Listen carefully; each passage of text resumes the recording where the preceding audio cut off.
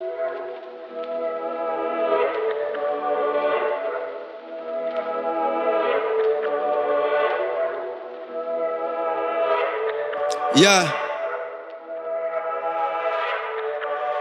Yo. Welcome to the Black Elevator, episode 1. Okay, we're doing it. I'm your host, Jesse Lipscombe, with Dr. Wanda Costen. Hey, what is safe space? What is a safe space? And are we just talking about in real life? Are we talking about online? Are we talking about the metaverse? Who's talking about the metaverse? I'm sure a lot of us will be in the future. But the idea is, what are they? How do we create them? Whose job is it to do so? Dr. Wanda Costen and I dig right into that and many other things. So take a listen, have a watch, however you're digesting this content. I'm glad it's getting in you.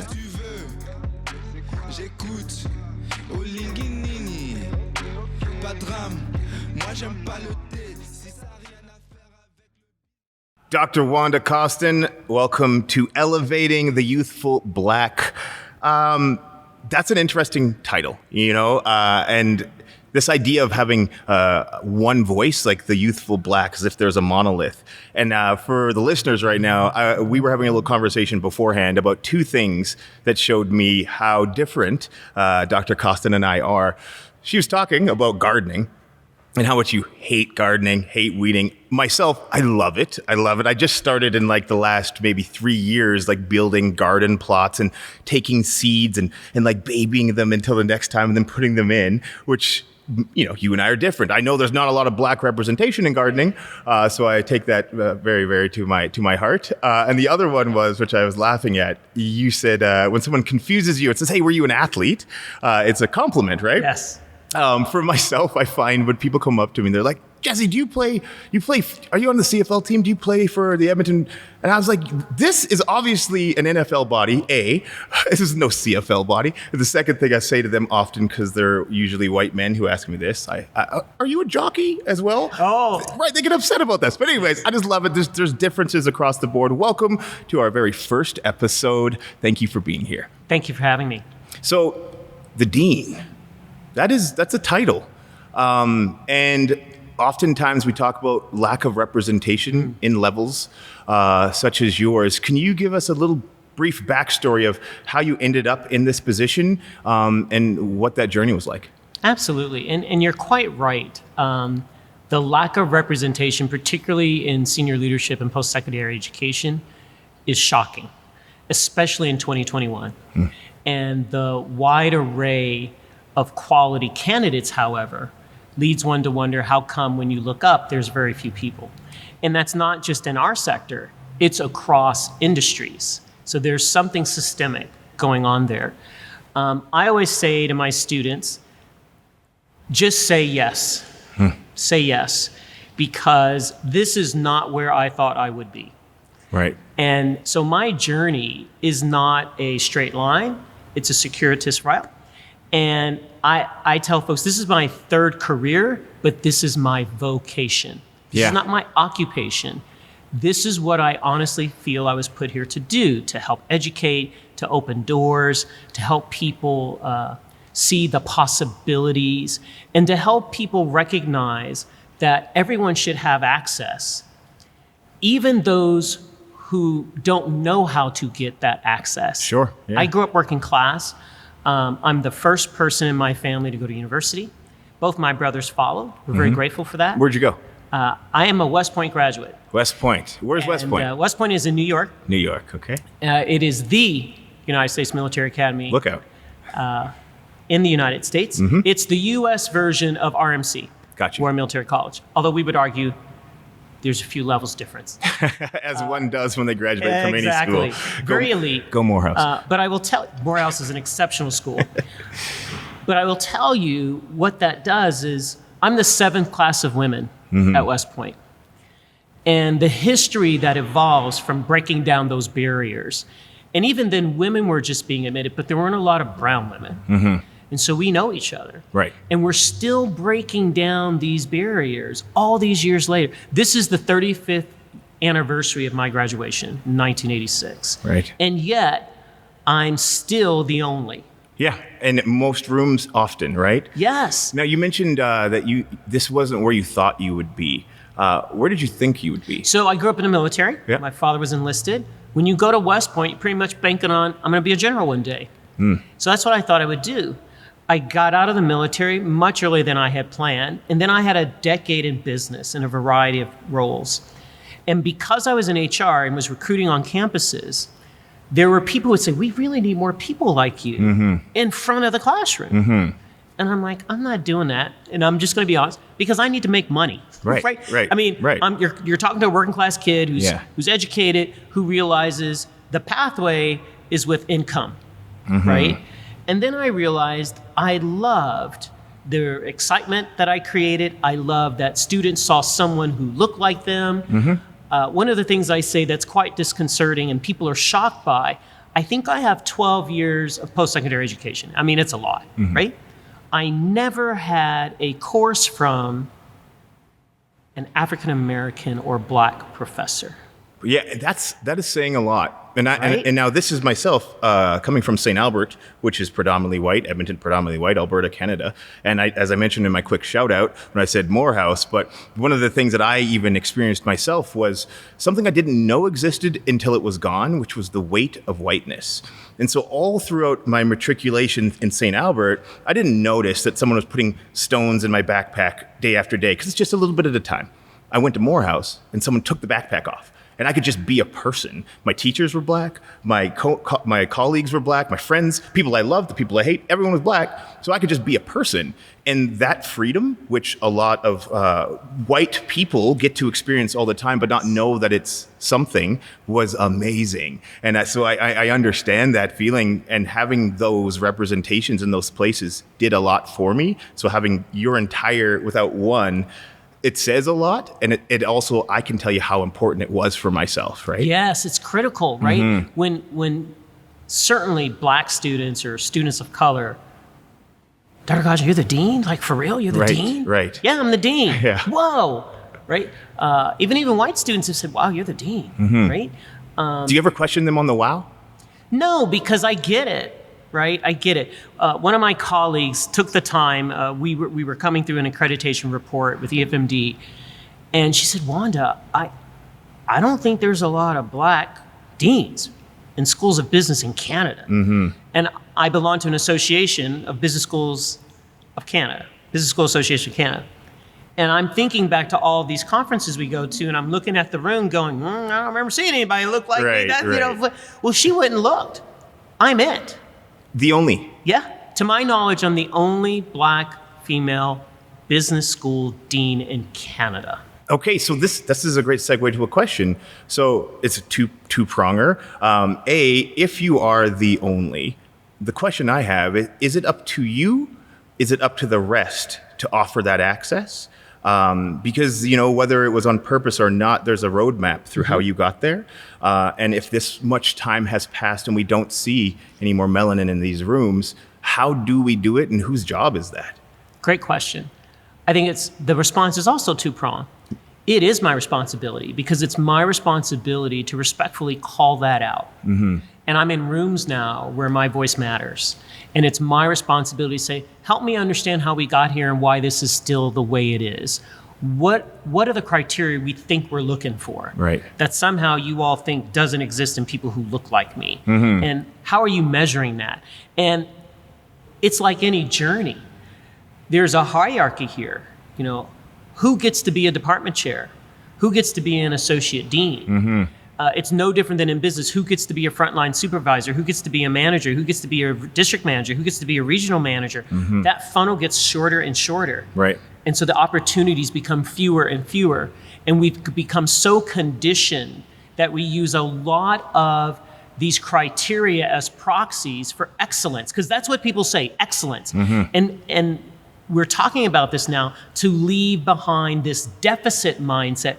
Well, if we always have to lower our standards. We're not lowering our standards. We're changing the mechanisms by which we evaluate people and acknowledge that the status quo was pre-positioned to benefit a certain type of people with a certain type of experience. Yeah, I mean, we're talking abolish, defund. This is exactly what we mean by that. It's not about destroying it and nothing works. But we do have to go inside and take a look at what was important and who are we talking to, and we did that, right?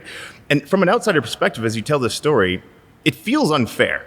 Now, it feels very unfair because I hear, all right, it's much more difficult for you to get to the position you're in. But once you're there, you also have to now become that person that is representing everyone else, and sometimes going over and above to go speak here, to talk here, to open those doors. So it's difficult to get there. Once you're there, you have to do more work on top of staying there in order to even start to switch what things are looking at. It feels unfair. Does it feel unfair for you? No. So my grandmother used to say all the time, to whom much is given, much is expected. I've been incredibly blessed. To be fair, I have worked incredibly hard, right? These are the fruits of my labor. And my goal is always, and it was the same in business, by the way, is to pave the way so that the next generation doesn't have to jump through all those hurdles. And to make it more fair and equitable in assessing who belongs here. Right. And shifting that conversation and this part is unfair, but it's reality. Right. I have to make others feel comfortable with me in the room. And when they do that, and I'm sharing experiences that they go, wow, I would have never thought of that. That's the value add. So right now we're looking at it as a deficit. Well, she's there, but she didn't go to this school or that school or this school. I'm fortunate that I have a pretty strong academic pedigree, so people really can't say that. Sure. But my pathway, my journey to this spot doesn't look like the traditional journey. Right. So you have to have organizations willing to take a risk. And I will tell you, back in the late 80s, I had a boss who said to me, he was VP of HR, and he said, Wanda, here's the deal. Anybody who meets you sees that you could be the CEO of a company one day, president of a company one day. The challenge is, will you make us comfortable to invite you into the room? That was an actual question to you. He told me that. Now, many people are angry and frustrated. How dare he? He happened to be a Jewish male. And I said, I was grateful because he was revealing for me the unwritten rules of the game that I had no way of knowing. And he was showing me, I think you have what it takes, and I'm going to show you the ropes, and I'm going to open doors to help you get there. And then once you're there, you change the rules of the game. I'm now the dean. Right. So I have a lot of influence over who gets hired, who teaches what becomes the focus of our institution. Absolutely. And it shifts because I'm concerned about things that are a little bit different, or I pose questions differently that have never been talked about. So don't let me put words in your mouth, but in a sense, it sounds very like code switching as a need in order to make other people feel comfortable. And then my question for you, do you feel, if that is true, that you may have even been tainted then in what you look for as a result of having to do that the entire time? It's always a checks and balance, let me be clear. And I want folks to know, look, just because I'm an African-American woman who's 58, gonna be 58, doesn't mean I don't have bias. I have bias. Of course. But I also have a tremendous amount of privilege that gets me into spaces when I was younger I could have never gotten in, or my parents couldn't get in, right? And I actually said this earlier this week to someone that I was shocked by. I said, I gotta tell you, I have a tremendous amount of privilege. I have so much privilege, I buy my way out of racism sometimes. Because I can. Yep. And by doing that, it puts me in spaces where people are not used to seeing folks like me. And I talk a little different, and I share things a little different, and I'm opening and awakening eyes. I don't view that as a burden. I view it as one of the things that makes me unique and different, and it's a responsibility. We all have responsibilities. Absolutely. I don't disagree, but I do question it, right? Yeah. Because you and I are very similar in that sense. I am a large black male, so then right off the jump, that's the thing that we talk about, but we don't talk about the privileges that I have as well, and I have a ton of them. You know, there's the idea of white proximity too, right? And I have a lot of that, which also allows me to be in spaces that might be more difficult for individuals. And I do carry that same weight, understanding that I'm here because, but also with my eyes on who, hand up, let's ensure that we can. And I think that's what we do with privilege across the board. Like white privilege, sometimes people call it a pejorative, but it's just a fact. You have it. And I have privilege, and if we use it properly, that's the key. And you've said numerous times, do something. Always just do stuff. So tell me more about that mentality. It's something I feel like I will resonate with, but what do you mean when you say just do it? So especially in post-secondary, it's analysis paralysis. You know, at the end of the day, we're academics, and we do research looking for literally 90 to 95% reliability, and confidence level. Like we're 90% confident that this is generalizable to the whole population, right? Come on. In the real business world, that doesn't work. Like if you waited till you had 95% confidence, you would never do anything. You'd be left in the dust. Absolutely. And I'm old enough that there are companies who operate it like that, big companies in the United States that no longer exist, that young people today have never heard of, that were prominent because they just waited and they were so risk averse. And what I'm saying to people, and especially white folks, I'm embracing them and saying, look, I can imagine, especially in Canada, that prides itself on, oh, come to our borders. We're not our neighbor, our cousins to the south, right? We're not racist. We're not killing people who don't look like us. Come here. We'll welcome you with open arms. You can become Canadian. Come on in. I can imagine for Canadians, it's quite difficult to admit that maybe this country isn't the country you thought it was when you actually start listening and paying attention to the experiences of others. So when I hear that, I hear for white Canadians, right? Yes. Because there's this other piece to that. If you listen to any marginalized individual, they will say the opposite. And in that same way, many people aren't treating them like Canadians. That's right. Right? So if you talk to white Canadians, I think I would agree with you. And if you talk to inhabitants of Turtle Island, they probably would disagree with you, right? So it is definitely who you talk to. This idea of the slow pace that we're talking about, there's similarities in academia as well, right? And I guess I'd love that question of why do you feel that some of these important changes take so long in some of these higher education institutions? Yeah, some of it is this notion of shared governance, right? That faculty have a responsibility and own literally the curriculum, the academic process, and academic leaders, administrators like myself are responsible for literally shepherding this beautiful entity towards some end goal of educating citizens, right? Or newcomers or people who live here. The tension is in the middle, which is the shared governance. Like you can't just get rid of people. You can't just dictate. Right. On the other hand, they're very risk averse because they don't want to make a mistake. People are afraid, right? So this mantra about just do something really came from, my goodness, folks, do something. At least have the courage to tell me where you stand. At least have the courage as a senior leader on a university in Canada or anywhere in North America to literally look at your colleagues and say, Wanda, I can't believe this is happening. I don't even know what to do with that. Right. I'm afraid to say anything. I don't want to make a mistake. What is systemic racism? It doesn't look like we have systemic racism. Well, let me break it down for you. Absolutely. I can show you where it exists, right? Yeah. Or the infamous anecdotal evidence. Well, you're here. Right. Yeah. I mean, look, Oprah made it. Man, if you knew what I had to go through to get here, it would blow your mind. And you know, I used to say it's the United States, but it's true here to a lesser degree. I used to put on armor when I left the house because I cannot respond as I might like to respond to the little microaggressions that are happening to me in my day-to-day life that you never have to deal with. And then when I bring them up, you discount them. Oh, I'm sure that's not what they meant. How could you possibly know that? And for the record, because I've lived almost 58 years on the planet, I pretty much know racism when I see it and experience it. And trust me, that was racism. Yeah, That was about race. Absolutely. That's it happens all the time. I know the difference. And I might choose to blow it off because, you know, I can't. And people will say, Wanda, well, y'all act like everything's about race. Because it is. Everything is about race. It is about race. We get to choose when we will deal with it. And if I did it every single day, I have nothing else to do. It's my new full-time job. You've mentioned a couple of times on that difference with the States and in Canada. Now, someone who's lived in both spots as well, but Canada was home. I do find that interesting. We've had some chats about this because, again, it's about who you ask.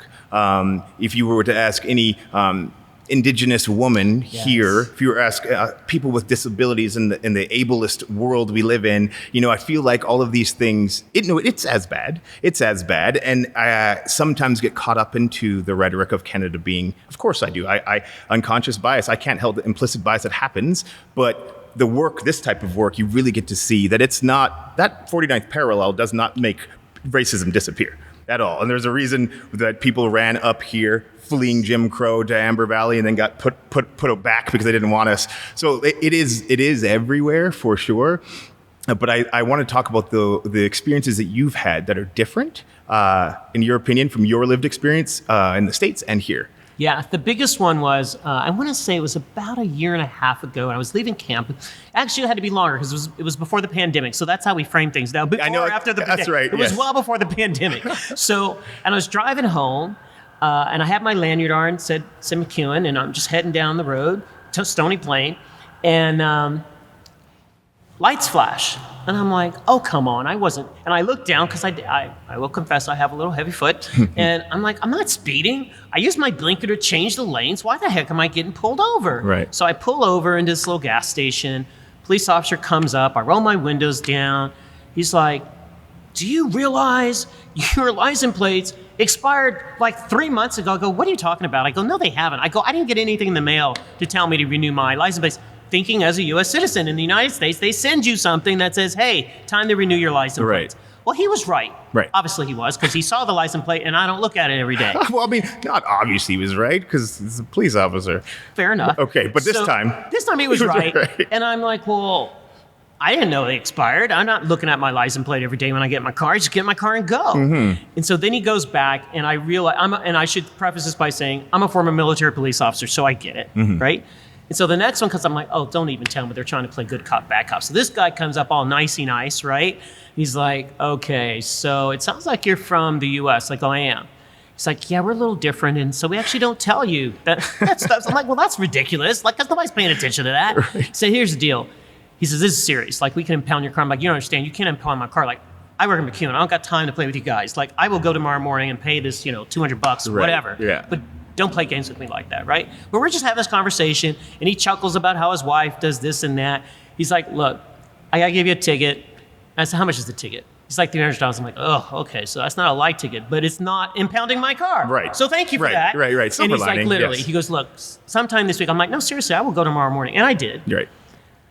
I literally put everything away, and I'm like, I cannot believe, and I'm not going to kid you, when I got home, I looked at my license plate, I'm like, wow, that really, wow, that really was 3 months ago. Like, I can't believe I'm just been, and I passed other police officers. Nobody ever pulled me over, so I'm thinking I'm fine.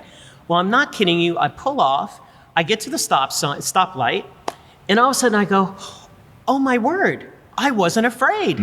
When I get pulled over in the United States, I'm here to tell you, I move very quickly to pull out my wallet. I pop the glove compartment, I leave it open. I pull out my license and registration. I lay it out. I roll down both windows, and I physically put my hands on the dashboard. So that when the police officer comes up, hi, police officer, yep, there's no joking. I'm not moving. And I had one officer get upset, not that I got pulled over a lot, but I had one officer get upset because they come up on the passenger side, rightly so, protection. And he said, ma'am, can I see you? I said, yep, right there. I literally would not move. He says, ma'am, can you hand it? I'm like, I will not. Right. I will not. Feel free to reach in and take that. I'm not moving. Right. And he was I could see he was visibly upset. Absolutely. But I was trying to drive home for him. I'm not moving because I don't want you to view that as a sign of aggression. Absolutely. And scare you. And then you're pulling your weapon, shooting me when I went to do what you told me to do. And you didn't have I didn't have that at all. And I remember going home and calling my family and like, you're not going to believe this. Like, Canada is so different. I didn't feel that. Now, that's not to say I haven't had issues and incidents where I'm like, well, that happened because I was black. There it is, right. And it's interesting because you said to your family that Canada is different. I didn't feel scared. And my question, this hits me right now, is it you that didn't feel scared, therefore it wasn't a scary experience? And this begs to question the idea of what we bring with us. Yes. And I mean this on both sides, right? So what do officers bring with them when they see a brown body behind the wheel? And what do we bring with us when we see police? And how much of that also has to deal with how these interactions happen? Because you and I both know we entered this conversation with some rapport and trust, and we're excited to have it, right? But if by chance that was a different story and I really just didn't like blue shoes or whatever, who knows, right? Right. Dr. Wanda's wearing beautiful blue sneakers. That's what they call them in the States, running shoes here. But let's just say that was the case. We come with our past, yes, right? Or with what we expect. And I heard that because I know I still do all the things you mentioned when I get pulled over, right? I do it in the States and I do it here. And I'm like, I'm just not rolling the dice. Like, I'm just going to do the thing. But I found that very interesting, that thought process of you came into it different and the outcome was different. And there's a lot to be said there. Well, I think there's two things, right? And I'm a sociologist, so I'm always thinking about the environment and the influence of society. And we all know racism is socially constructed.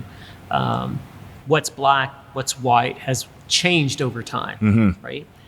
And so I will say that I probably brought to it this notion that I'm just getting pulled over. And I'm spending more time wondering, like, why did this guy pull me over? We're in the United States, I'm worried about get everything out and don't move because you don't want to die. Right. That never happened. And I don't know how much of that was based upon the experiences I had to date, because I really hadn't had none of that. In the United States, I joke with people here in Canada and say, look, we know we're racist in the United States. We have a ton of data to support the fact that we are racist. Right? We know this. We have a history of it. Y'all in Canada are racist, but you act like you're not. Yes. Right? Yeah. And I have said to people, that little imaginary line, the 49th parallel that we call a border, does not stop anything. And then, because I've been here and really embraced this notion of the calls to action related to truth and reconciliation, I had an aha moment around all the George Floyd response. And I said, I'm going to make y'all uncomfortable here, but for the record, based on what I'm now learning, y'all treat indigenous people the way African Americans are treated in the States.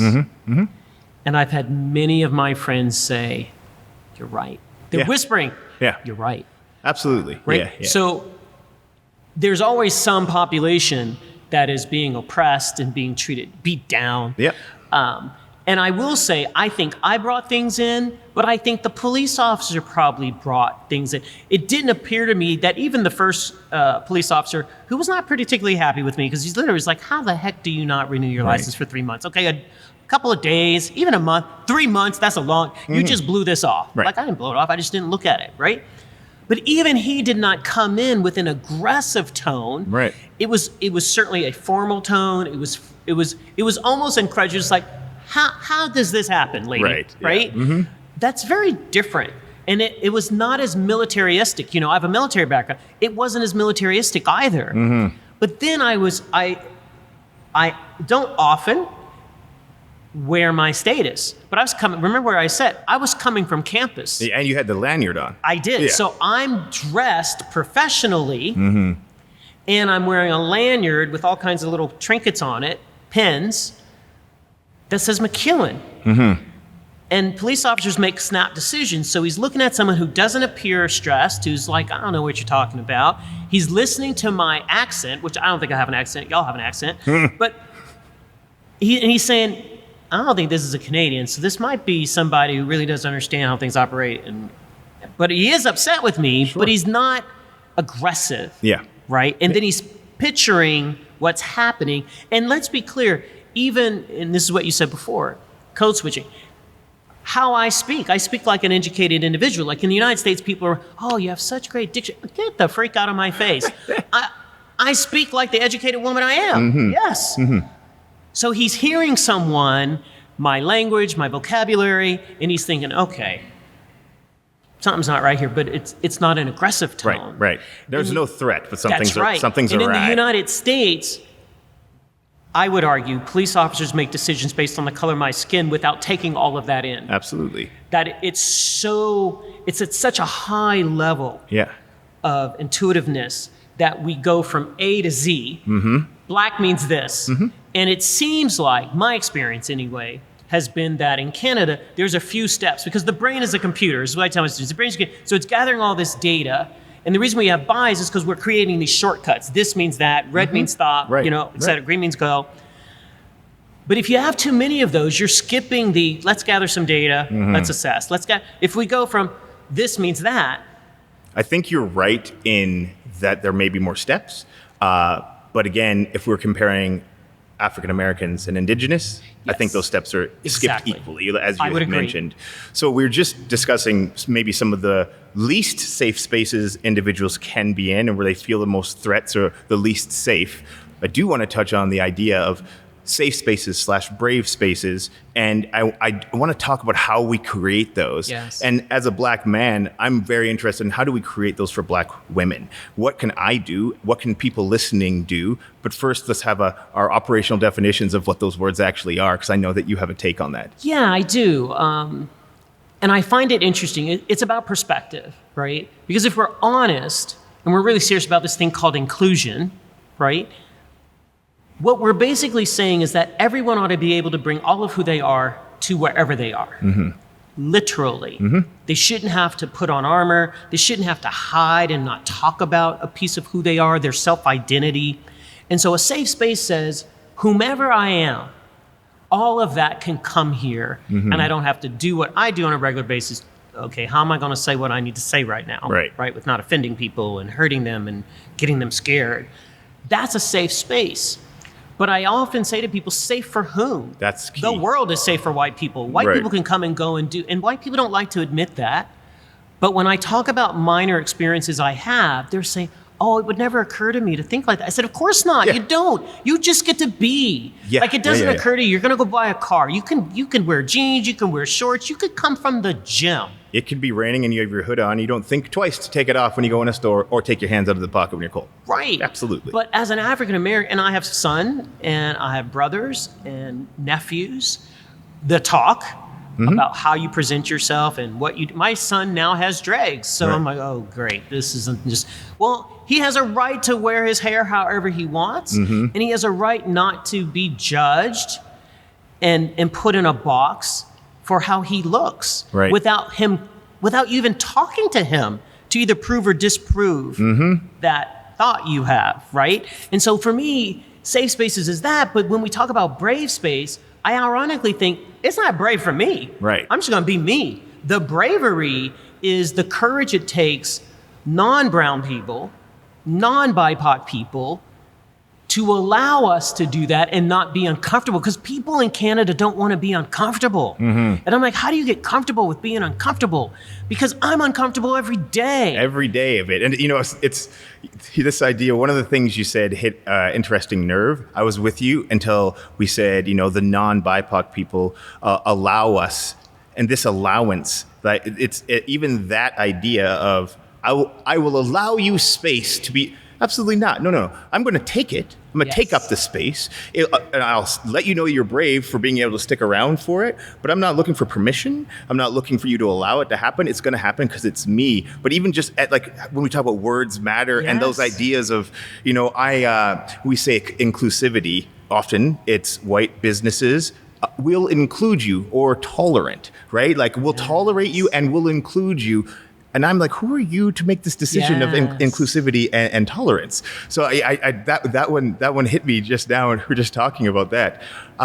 If we can continue on that same spot, so what would you say to some of the people listening in this idea? Because there's so many people who want to, right? They want to show up, they want to do the work, but then they're confused of what to do, often scared if they do something, they're going to mess it up. Heads up, you're probably going to mess it up, so do it anyway. Get the bad stuff out of the way, because it's going to happen. But what advice would you say to both non-BIPOC and BIPOC men to create safe spaces for Black women? The first would be an awareness that we have a very different experience. There are things that we have that are shared, but the common, and in fact, in literature, we call it double whammy. Okay. Right? Because it's two negatives. And the first thing we have to do is acknowledge that, like straight up. It's like we do land acknowledgement to admit this is not our land. We've been acting like it's our land, but it's really not our land. And in fact, we took it from other people.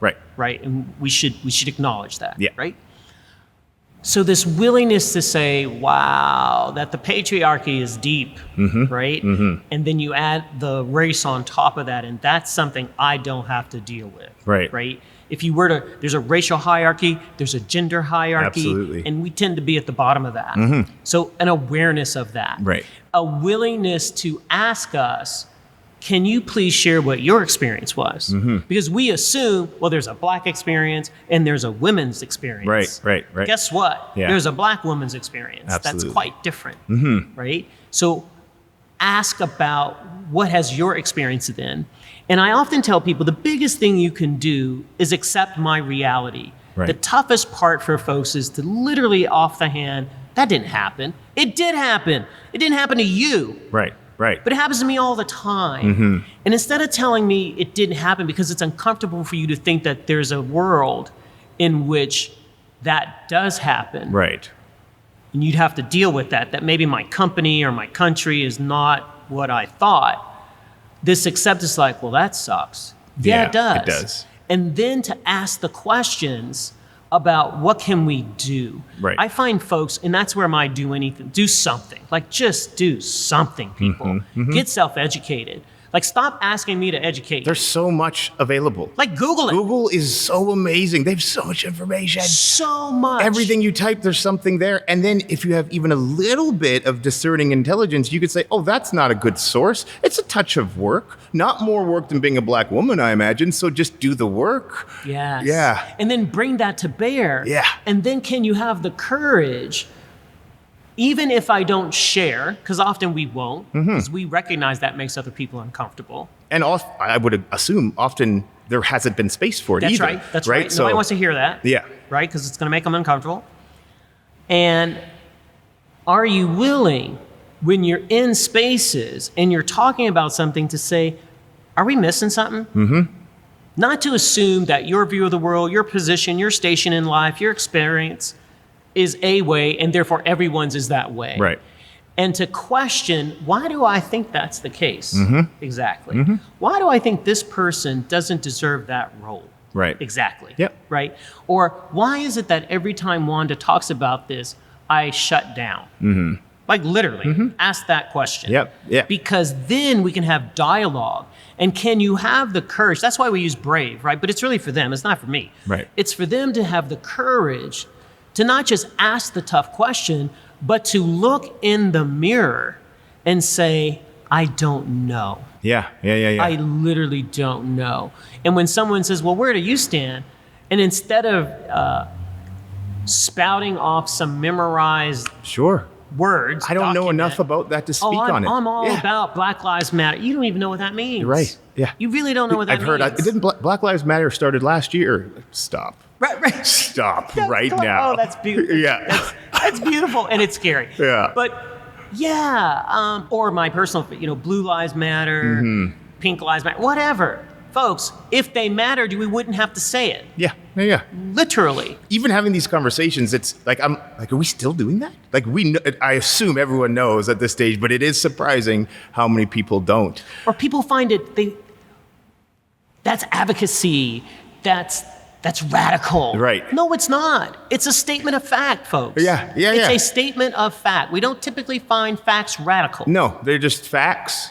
That's what they are. But because you're coming from this, now it's radical. Or because I say, well, help me understand why we don't have more folks that look like me in positions of power and authority. That's why I went to get a PhD. That was my dissertation. That's what I wanted to study. Right. Why is that offensive? Yeah. Those are the facts. Yeah, why is that? This is one of the big questions. Why does it offend you? And then if it does, we have to dig. You have to dig in why. Yes. And saying that it does, and even saying that you're a racist isn't a pejorative, it's another fact. And it doesn't mean you're not a good person either. We can still be friends. I'm friends with a lot of racist white people that are finding out how to be less and less racist because they did that thing and looked in the mirror and said, okay, I am, what can I do? They wanted it to change. But that starts with honesty, right? It's the last piece. What can I do? How can I get better? We're having a lot of talk now and discussions around allyship. What does that mean? What does it mean to be an ally? What does it mean to you? I have a definition of allyship for myself, but I'm curious. Yeah, for me, it's the willingness to stand up and behind, not in front of. Right? Oh, I'm going to go out here for you. No, you're not doing that for me. You're doing that for you. Right. And instead of thinking you're helping me, we're helping society, actually. Right. And instead of speaking for me, elevate and interrupt. So as I'm speaking, if someone cuts me off, say, wait a minute, I think Wanda had something to say here. Right? Make space. Yeah. Yes. And especially if you're in a position of power and authority, to invite those comments to come into the discussion and be willing to say, hey, I don't get it either. Yeah. I make mistakes too. And I openly talk about my own biases. And I said, here's the difference, folks. The difference of having done this work over the course of my adult life means that I'm aware of my biases and I check myself. Like, why do you think that? Like, I don't just say these things to myself and then I go, why do you think that? Where do you think that comes from? Absolutely. And I start peeling back the onion. And it's actually amazing when you find them because you get to level up each time and you get to be more inclusive because you have a better understanding. All these things, it's all good actually on the side of this idea of discovering what's under that onion. When I think of allyship, I think this idea, and actually Chelsea Gelchi, who I mentioned before, director of communications, had brought this theory up of it's basic human decency. Yeah. So to be an ally is to offer every human being basic human decency. And that's a very low bar, a low bar, not a bar that needs to be bragged about. So this idea of saying, I'm an ally, I'm the best ally. So you're good at giving people basic human decency. And then I think like that's as basically as exciting as I brush my teeth. I wash my hands after I go to the bathroom and I'm an ally. Like for me, they're on the same level. So the idea of bragging about it like it's a special thing, it needs to become very, very regular. But I love what you had said about it. Before we finish, I have one thing I want to talk about, and it's intent versus impact. Because a lot of what we've been talking about seems to fit on this. I'm of the mind that impact is all that matters. Yes. Your intent is useless until you can acknowledge the impact of things you've done. And so much of this work and things we ask when people say, what can I do? And then they do something and the reaction isn't what they like. Yes. And the first thing they want to do is talk about, well, I didn't mean to. You don't know me. I'm the least racist person ever. I have biracial children, on and on and on. And they want to defend intent. When oftentimes I just need to, or someone just needs to hear that you acknowledge that whatever your intention was, the impact was damaging and problematic. We have to address that first, and then we can talk about what you meant to do and move in a different direction. What are your thoughts on, because we've had some arguments back and forth on impact versus intent? I think it's critical. I am all about impact. I am all about impact.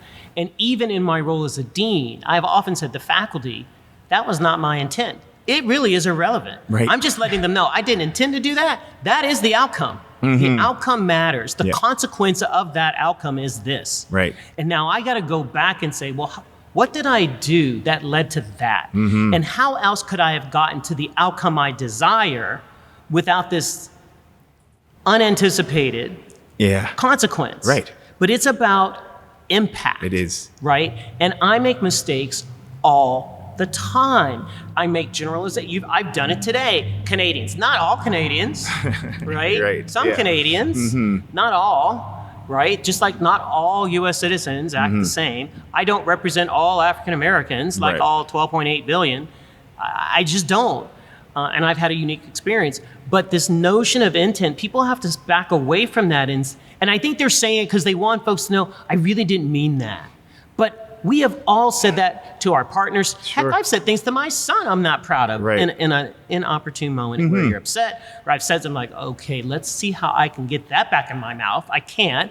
How do I fix it, right? How do I, and here's another one. This is going to be sensitive for Canadians. Stop apologizing already. Sorry. Because it's not, and it's not sorry, it's sorry, right? You got to get it right. So, and I don't mean that disrespectfully, but Canadians use sorry, like pardon me or excuse me, and then they use it as the word that often other cultures use as an apology, but they're not really meaning it as an apology. It's not heartfelt. It's just a filler like and or but or Yeah. Stop apologizing. How about you take ownership for your actions? That's what it means to be an adult, right? Take ownership.